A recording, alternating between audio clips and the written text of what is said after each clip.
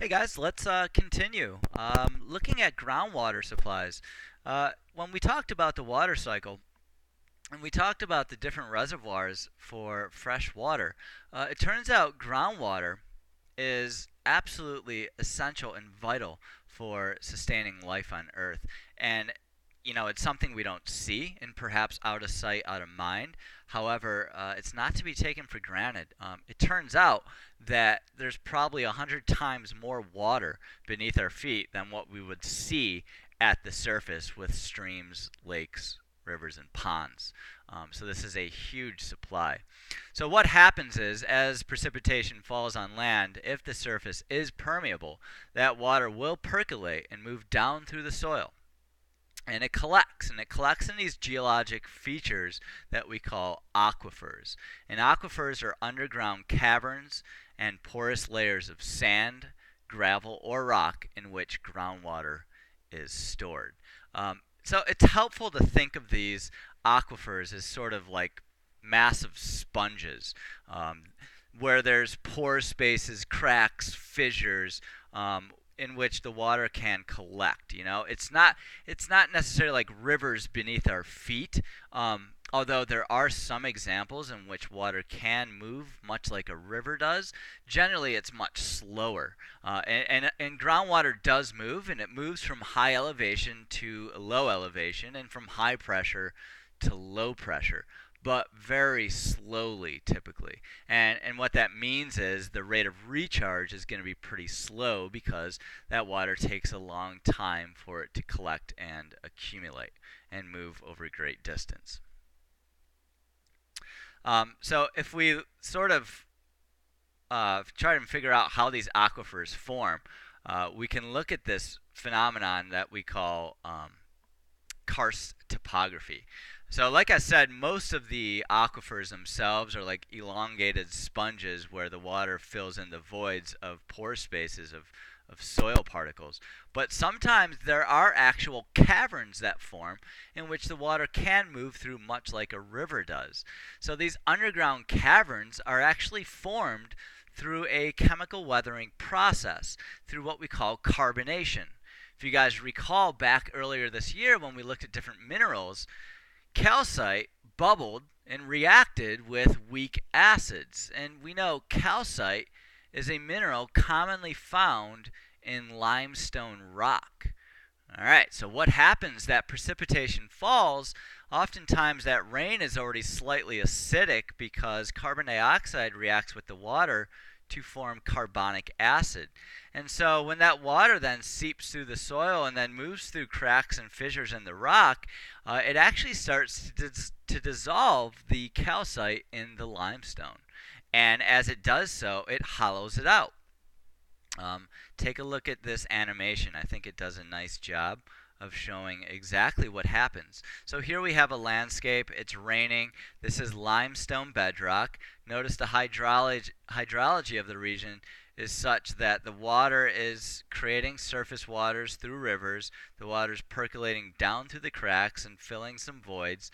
But over time, since it's carbonic acid and since this is mostly made of calcite, what you'll see is that the carbonic acid will slowly but surely eat away at the rock. So let's say that hydrology dropped, and maybe because of some climate changes, and the water table drops as well. And so what's left behind is this cavernous area beneath our feet.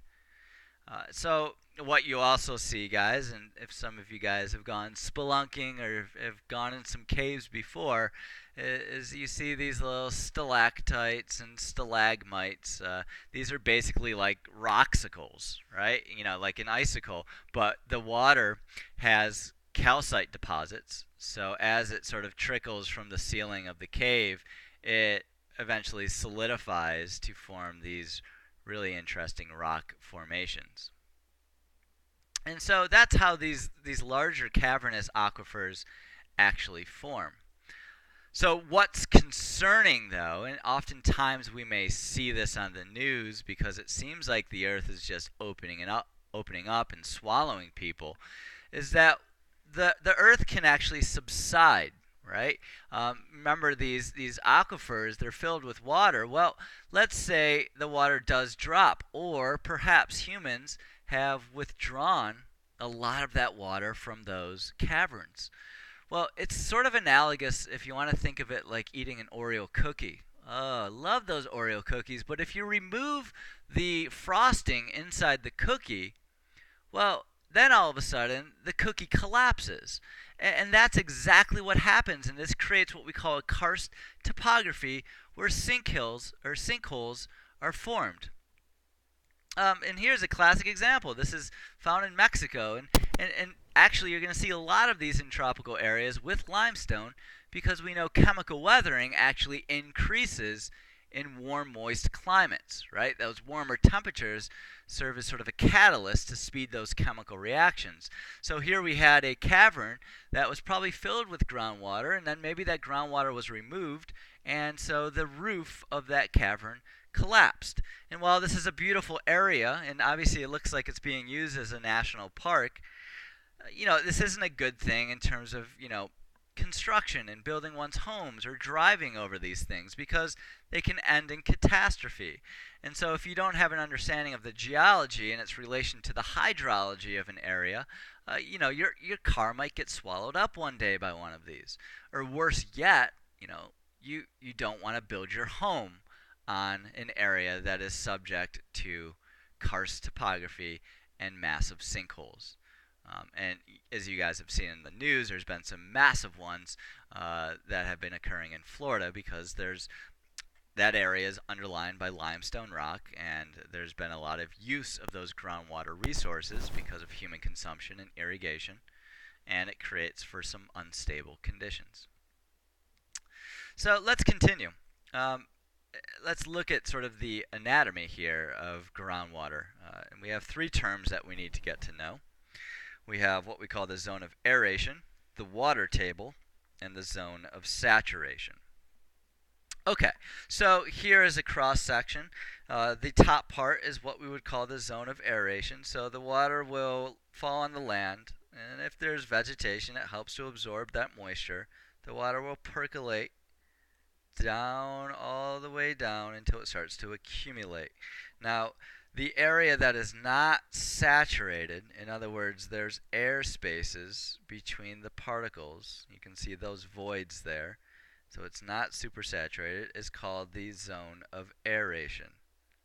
Alright, so obviously the zone of aeration is good for many plants because there's some air space, and so oxygen can be found in abundance between those soil particles.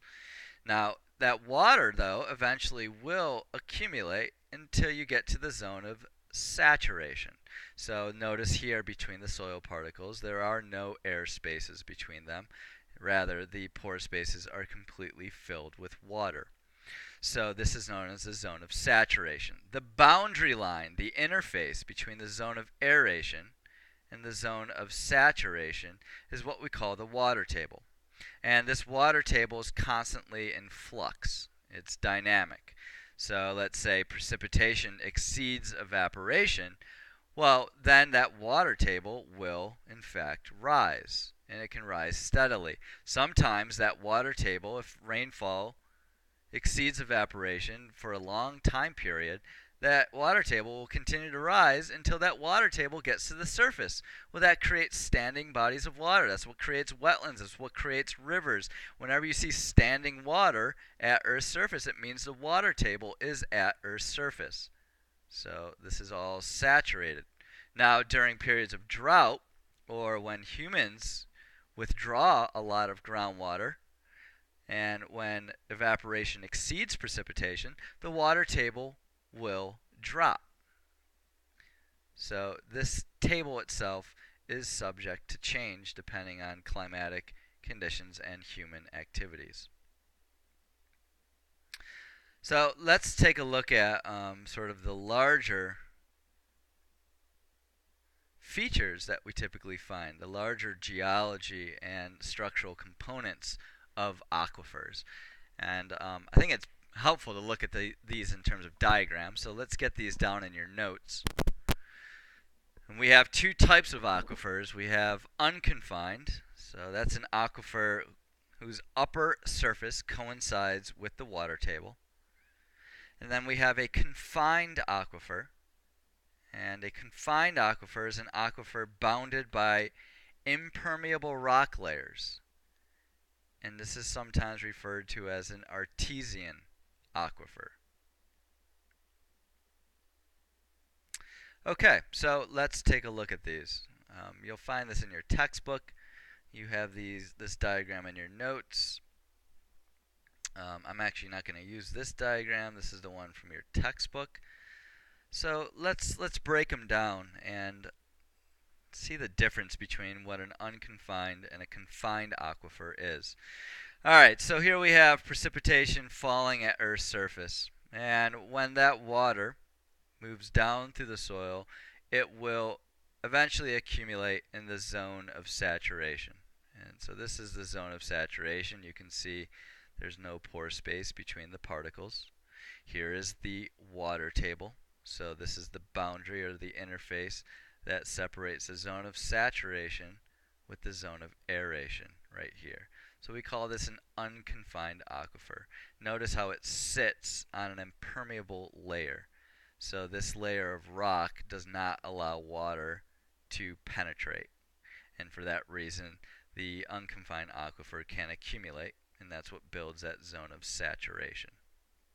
Alright, so this entire area here would be the recharge area, the area where the water will sink into the soil and recharge the unconfined aquifer. Notice that the unconfined aquifer shares its boundaries with surface waters, because whenever that water table reaches the surface, it creates surface water. And so you can also see there's a hydrologic connection, right, between groundwater supplies and surface water. So if you were to withdraw a lot of water from a lake, you would also start to see the unconfined aquifer drop. But the same can be done. If you start pumping water from the unconfined aquifer, this will lower, and that will also lower lake levels. So there's very important connections between these two different reservoirs of water. They are hydrologically connected, and that's important when thinking about managing your water resources. Alright, so let's look at the confined aquifer. So the confined aquifer is bound on both sides by impermeable rock. So it's being squeezed. So it's under pressure. If you look at the unconfined, if you were to tap into this with a well, you would probably have to pump that with electrical generation to get the water to the surface. When you tap a confined aquifer, here's the well for the confined, you do not need electrical generation because they're already being squeezed. There's enough pressure going on here so that when you tap it, the water literally gets squeezed to the surface, and therefore it does not need electrical generation to pump that water, as long as there's sufficient pressure in the confined. So two impermeable layers bind the confined aquifer. So then you're asking, well, alright, how does this confined aquifer get recharged? Obviously this rain that's falling here cannot access the confined aquifer. So the confined aquifer is recharged from an area that could be miles away. Notice that these layers of impermeable rock, maybe through tectonic activity and folding, all move up right over here. And so what you have is the recharge area specific to the confined aquifer. So it could be miles away. So this area is not the recharge area for the confined. Rather, it's found in a very specific geographic area right here. Now keep in mind, guys, you can't just go swimming through this, unless it's a cavernous one, but rarely are confined aquifers cavernous. They're more like sponges, so this is all sediment, but the water is slowly but surely migrating through this area from high pressure to low pressure, from high elevation to low elevation. So that's it for the anatomy of groundwater at a large scale, looking at aquifers, and a small scale, looking at zones of aeration and saturation. So that's it for today, ladies and gents, and we'll see you soon.